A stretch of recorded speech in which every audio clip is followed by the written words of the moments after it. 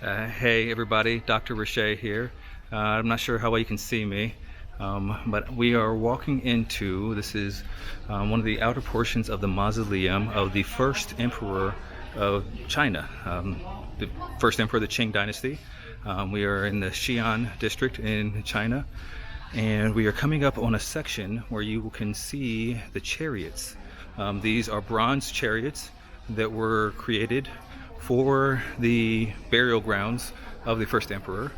The story goes that he loved traveling. He was the one who unified the kingdom, and in so doing he created the beginning of what we now know as China.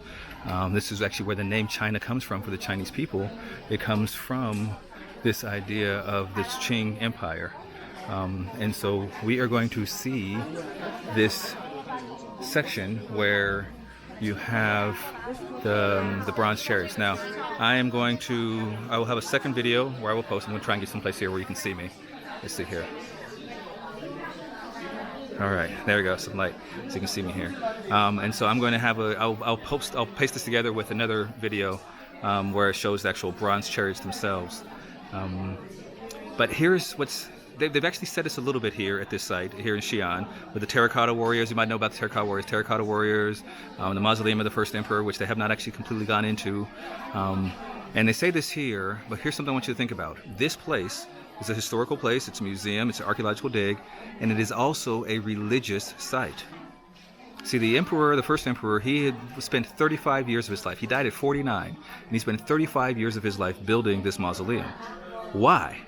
Because he had this strong belief in what the afterlife would entail. And so from the time he first became emperor at age 13 to the time he died, he spent lots of resources, time, energy, money, building this city, this mausoleum as it were, to house him and his faithful people, his attendants, in the afterlife. This is a religious place that embodies and expresses his religious beliefs of what the afterlife would be like, of what it means when somebody dies. And I bring this up, one, because you don't hear that talked about often places where these archaeological things we find are actually expressing religion, but also two, this class, right? This class is all about religion, the faith of different people around the world. And the way I understand or define religion is that religion is the way that people answer the why question of life. Why do we exist? Why are we here? Why are we as human beings? And this emperor, the first emperor of the Qing dynasty, I do not pronounce his name correctly, so I'll just keep on saying like I am so as to not be disrespectful, especially in his mausoleum here. This emperor spent so much time and money because for him, the answer to this question was that important. It was worth 35 of his 49 years of life. It was worth so much money, attention, and resources to build a place that could house him in the afterlife. Why do we exist? That is what religion is all about. And religion takes many shapes and forms. It has different names that you might be familiar with and others that you might not be familiar with. But what I want you to do in this class is to just approach it with an open mind and saying, I want to learn the why answers that other people have, or even the why answers that I think I have, and really embrace this reality of what it means to be human, is to wrestle with this existential question of why do we exist.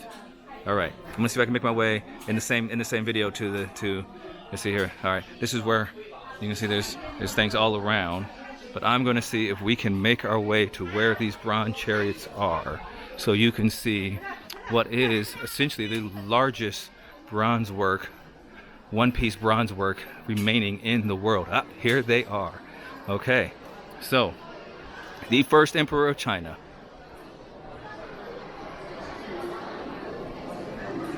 created these amazing, massive bronze pieces. No, he didn't make them himself, but he did commission them and have them created.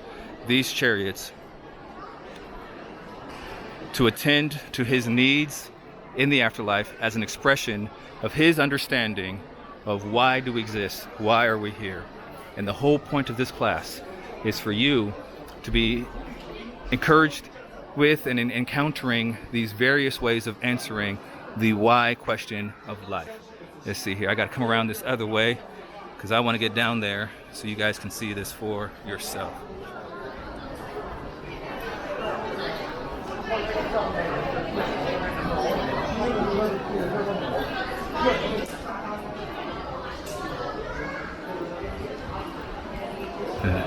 I will say also, I'm really happy to be in here because it is 100 degrees outside. I'm not exaggerating. And so it is nice to be in this air-conditioned room here.